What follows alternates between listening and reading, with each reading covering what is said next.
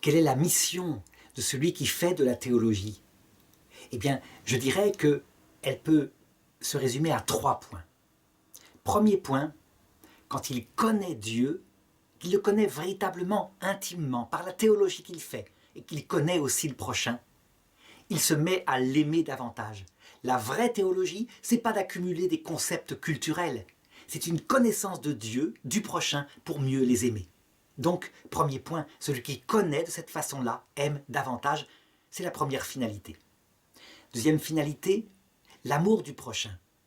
À savoir que celui qui fait de la théologie et qui peut, avec des mots simples, pas besoin d'avoir un langage abscon comme ceux qui se croient savants, mais des mots simples, des analogies prises dans le réel, peut la répandre, la faire connaître aux autres.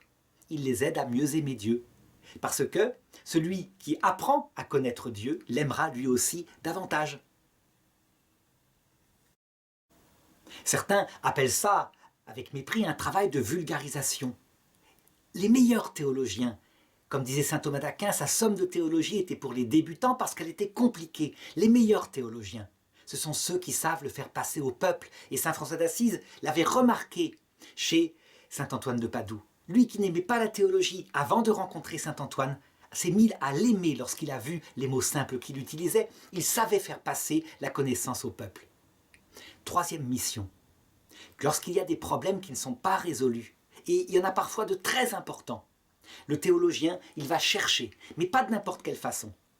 Le théologien, il fait un serment de fidélité à l'Église. Ça veut dire qu'il doit être un croyant catholique et s'appuyer sur les 3 canaux de la révélation, qui sont dans l'ordre, je dirais, d'importance. La tradition sainte. C'est la tradition la première chose. C'est elle qui a produit la deuxième canal qui s'appelle l'écriture, un texte mort en lui-même, qui prend vie lorsque l'Esprit Saint revient dans le cœur des fidèles et que la tradition renaît, portée par cet auteur de l'écriture.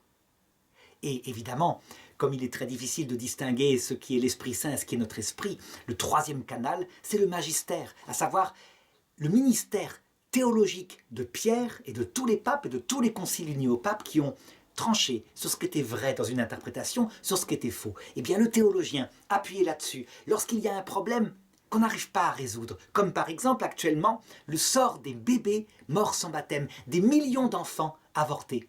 Que deviennent-ils?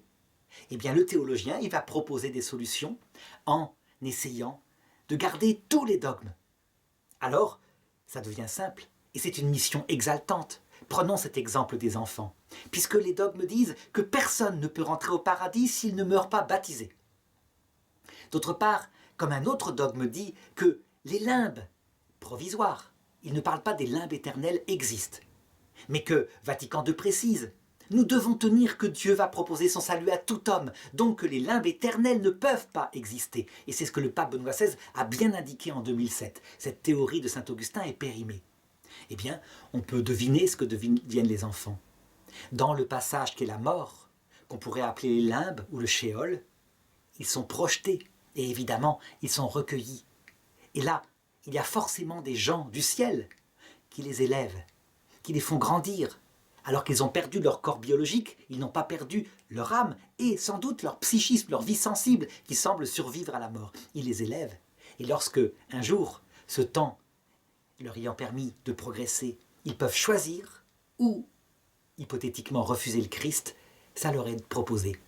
Alors, tout homme peut être sauvé. Et seuls ceux qui, devenus adultes parmi eux, auront choisi librement le Christ de tout leur cœur, entreront au paradis. Mais il est possible que certains le refusent librement par un blasphème contre l'Esprit Saint, de même que ça peut arriver à ceux qui passent par la terre. C'est une solution possible. Que va faire l'Église après avec ça? Eh bien, un jour, elle va rejeter ou accueillir, en faire une vérité définitive ou quelque chose qu'aura été une hypothèse. Est-ce à dire que le théologien qui se trompe est un hérétique? Bien sûr que non.